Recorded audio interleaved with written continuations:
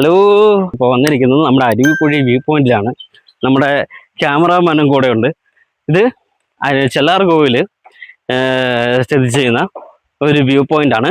Kerala Tamil Nadu border അതിർത്തിയിലുള്ള ഒരു view point ആണിത്. അപ്പം ഈ കാണുന്നതാണ് നമ്മുടെ അരുവിക്കുഴി വ്യൂ പോയിന്റിന്റെ എൻട്രൻസ്.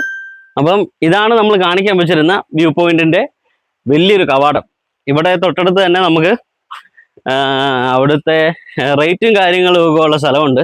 ഇതാണ് DTPC Idukki department of tourism government of Kerala Aruvikkuzhi view point. Time കൊടുത്തിട്ടുണ്ട് 8:30 to 6:15 വരെ.